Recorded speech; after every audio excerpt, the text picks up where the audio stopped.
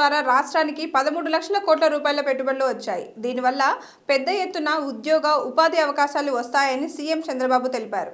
60 దేశాల ప్రతినిధులు 700 పైగా B2B సమావేశాలు జరిగినట్లు తెలిపారు. వాణిజ్య పరిశ్రమల కోసం కార్మిక, ఆర్థిక, ఇన్ఫ్రా సంస్కరణలు చేపడతామని పారిశ్రామికవేత్తలు ఏపీలో తరచూ పర్యటించాలని ఆకాంక్షించారు.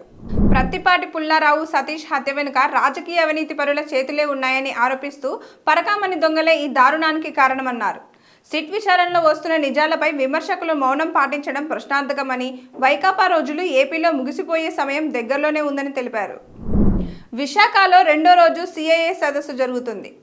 ఇందులో భాగంగా ఏఏ భవిష్యత్తులో ఉద్యోగాల అంశంపై నిర్వహించిన చర్చలో మంత్రి నారా లోకేష్ మాట్లాడారు. ప్రతి పారిశ్రామిక విప్లవం ఎక్కువ ఉద్యోగాలు కల్పిస్తుందని తాను నమ్ముతున్నట్లు లోకేష్ తెలిపారు. జూబ్లీహిల్స్ దాడిని కేటీఆర్ తీవ్రంగా ఖండించారు. కాంగ్రెస్ గూండాయిజం మొదలైందని, దాడికి పూర్తి బాధ్యత హస్తం పార్టీదేనని అన్నారు. కార్యకర్తలను కంటికి రెప్పలా కాపాడుతామని హెచ్చరించారు. తెలంగాణ జాగృతి అధ్యక్షురాలు కవిత హరీష్ రావు మోసం చేశారని భారత రాష్ట్ర సమితిలో ఒకరిపై ఒకరు బాణాలు వేసుకోవడం జరుగుతున్నట్లు విమర్శించారు. జూబ్లీహిల్స్ ఉప ఎన్నికకు ఆమె దూరంగా ఉన్న హరీష్ రావు పార్టీ వంతుగా మోసం చేశారని పేర్కొన్నారు. తెలంగాణ హైకోర్టు వెబ్సైట్ హ్యాక్ అయింది. PDF ఫైల్స్ డౌన్లోడ్ చేసేటప్పుడు బదులుగా BTG స్లాట్ బెట్టింగ్ సైట్ తెరుచుకుంటుంది. రిజిస్ట్రార్ పోలీసులకు ఫిర్యాదు చేసి సైబర్ క్రైమ్ పోలీసులు దర్యాప్తు ప్రారంభించారు. బోయింగ్ 737 MAX విమాన ప్రమాదంలో మరణించిన భారతీయ పౌరురాలు శిఖా గార్గ్ కుటుంబానికి కోర్టు ఊరట కలిగించింది. షికాగో ఫెడరల్ కోర్టు బోయింగ్కి $35.85 మిలియన్ చెల్లించాలని ఆదేశించింది. 2019లో నైరోబి నుంచి టేకాఫ్ అయిన విమానం కొన్ని నిమిషాలకే కూలిపోయింది.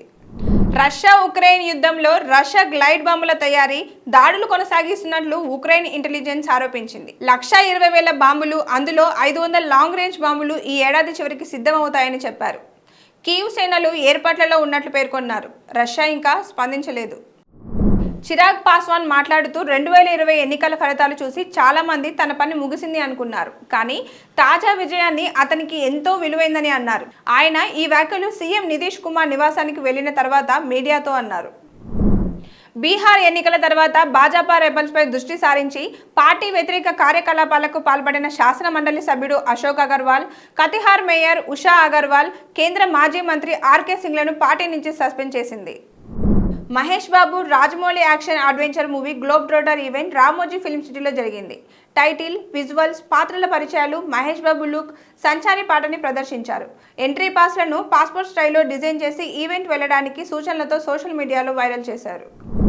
రాజమౌళి, మహేష్ బాబు ప్రాజెక్టుపై అధికారిక ప్రకటనకు అందరికీ ఆసక్తి. నేడు సూపర్ స్టార్ కృష్ణ వర్ధంతి సందర్భంగా మహేష్ బాబు తండ్రిని గుర్తు చేసి చిన్ననాటి ఫోటోతో భావపూరిత పోస్ట్ పెట్టారు. పైరసీ వెబ్సైట్ ఐబొమ్మ నిర్వాహకుల్లో కీలక వ్యక్తి ఇమిడి రవిని హైదరాబాద్ సైబర్ క్రైమ్ పోలీసులు అరెస్ట్ చేశారు. ఫ్రాన్స్ నుంచి వచ్చిన రవిని కూకట్పల్లిలో అదుపులోకి తీసుకొని ఆయన అకౌంట్లో ఉన్న 3 కోట్ల రూపాయలను ఫ్రీజ్ చేశారు. భారత కెప్టెన్ హర్మన్ ప్రీత్ కౌర్ తన కెరియర్లో పొందిన తొలి 90,000 రూపాయల చెక్ని గుర్తు చేసుకొని ఉత్సాహం వ్యక్తం చేశారు. ఆ మొత్తాన్ని తండ్రి హర్మందర్ సింగ్కు అందించడంలో తన ఆనందాన్ని పంచుకున్నారు. Please subscribe to the channel and download the Politicos app from the links in the description.